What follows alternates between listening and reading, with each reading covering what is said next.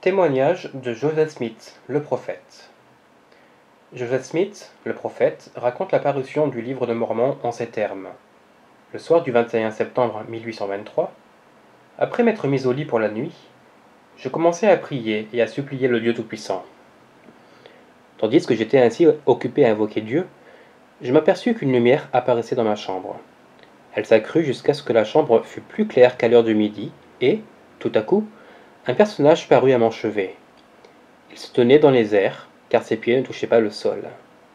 Il était vêtu d'une tunique ample de la plus exquise blancheur, d'une blancheur qui surpassait tout ce que j'avais jamais vu de terrestre, et je ne crois pas que quelque chose de terrestre puisse être rendu aussi extraordinairement blanc et brillant.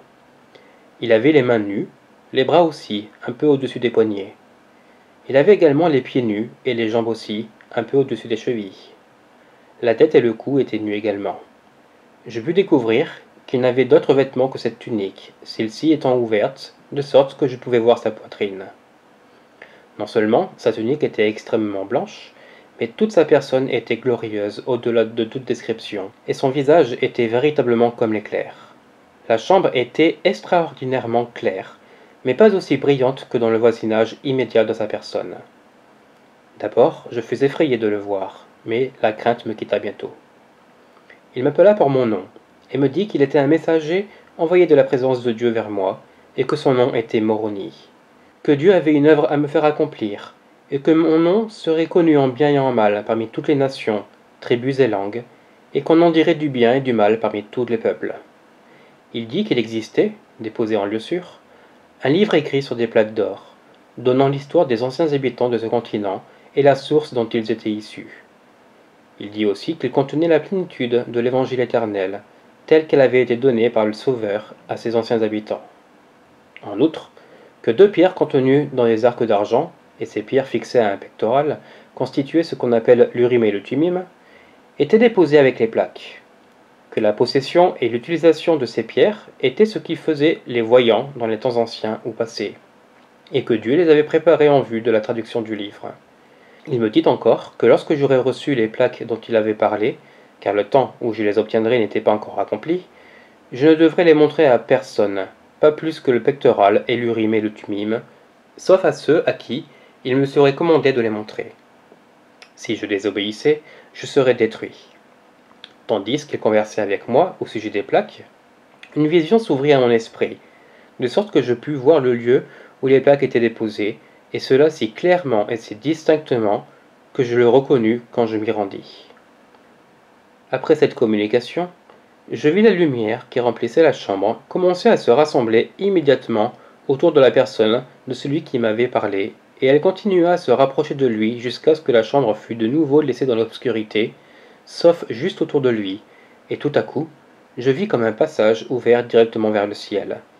Il y monta, jusqu'à disparaître entièrement. Je méditais dans mon lit sur la singularité de cette scène, très étonné de ce que m'avait dit cet extraordinaire messager, quand, au milieu de ma méditation, je m'aperçus soudain que ma chambre recommençait à s'éclairer, et en un instant, pour ainsi dire, le même messager céleste fut de nouveau à mon chevet. Il se mit à me raconter exactement les mêmes choses que lors de sa première visite, sans la moindre variation. Cela fait, il m'annonça que de grands jugements venaient sur la terre, avec de grandes désolations par la famine, l'épée et la peste, et que ces jugements pénibles s'abattraient sur la terre dans 7 générations. Après avoir dit ces choses, il remonta comme auparavant. J'avais maintenant l'esprit si profondément impressionné que le sommeil avait fui mes yeux, et que je restais couché, accablé d'étonnement de ce que j'avais vu et entendu tout à la fois. Mais quelle ne fut pas ma surprise quand je vis de nouveau le même messager à mon chevet, et l'entendis de nouveau me répéter et me redire les mêmes choses qu'avant. Il y ajouta un avertissement à mon intention, disant que Satan essaierait de me tenter, à cause de l'indigence de la famille de mon père, d'aller chercher les plaques dans le but de m'enrichir. Il me le défendit, me disant que je ne devais avoir d'autre objet en vue, en recevant ces plaques, que de glorifier Dieu, et ne devais me laisser influencer par aucun autre motif que celui d'édifier son royaume, sinon je ne pourrais les recevoir. Après cette 3e visite, il remonta au ciel comme avant, me laissant de nouveau réfléchir sur l'étrangeté de ce qui venait de m'arriver. À ce moment-là, Presque aussitôt après que le messager céleste fut remonté pour la 3e fois, le coq chanta, et je vis que le jour était proche, de sorte que nos entretiens avaient dû remplir toute cette nuit-là. Peu après, je me levai de mon lit et me rendis comme d'habitude aux travaux nécessaires du jour. Mais en tentant de travailler comme les autres fois, je m'aperçus que mes forces étaient si épuisées que j'étais incapable de rien faire. Mon père, qui travaillait avec moi, vit que je n'étais pas bien et me dit de rentrer. Je me mis en route dans l'intention de me diriger vers la maison, mais comme j'essayais de passer la clôture du champ où nous étions, les forces me manquèrent tout à fait. Je tombai impuissant sur le sol et perdis un moment complètement conscience. La première chose dont je me souviens, c'est une voix qui me parlait et m'appelait par mon nom. Je levai les yeux et vis le même messager debout au-dessus de ma tête, entouré de lumière comme précédemment. Il me répéta alors tout ce qu'il m'avait dit la nuit d'avant et me commanda d'aller trouver mon père et de lui parler de la vision que j'avais eue et des commandements que j'avais reçus. J'obéis. Je retournai vers mon père dans le champ et lui répétai tout. Il me répondit que cela venait de Dieu et me dit d'aller faire ce que le messager me commandait. Je quittai le champ pour me rendre au lieu où le messager m'avait dit que les plaques étaient déposées. Et grâce à la netteté de la vision que j'avais eue à son sujet, je reconnus le lieu dès que j'y arrivai. Tout près du village de Manchester, dans le comté d'Ontario, New York, se trouve une colline de dimension considérable, la plus élevée de toutes celles du voisinage. Sur le côté ouest de cette colline, non loin du sommet, sous une pierre de dimension considérable, se trouvaient les plaques, déposées dans une botte de pierre. Cette pierre était épaisse et arrondie au milieu de la face supérieure et plus mince vers les bords, de sorte que la partie du milieu en était visible au-dessus du sol, tandis que les bords tout autour étaient recouverts de terre. Ayant enlevé la terre, je me procurai un levier que je glissai sous le bord de la pierre et, d'un petit effort, je la soulevai. Je regardai à l'intérieur, et j'y vis, en effet, les plaques, l'urim et le thummim, et le pectoral, comme le messager l'avait déclaré. On avait formé la boîte qui les renfermait en assemblant des pierres d'une sorte de ciment. Au fond de la boîte, 2 pierres étaient posées perpendiculairement aux côtés de la boîte, et sur ces pierres étaient les plaques et les autres objets. Je fis une tentative pour les sortir, mais le messager me le défendit, et m'informa de nouveau que le moment de les faire paraître n'était pas encore arrivé, ni ne le serait avant 4 années à partir de ce jour-là.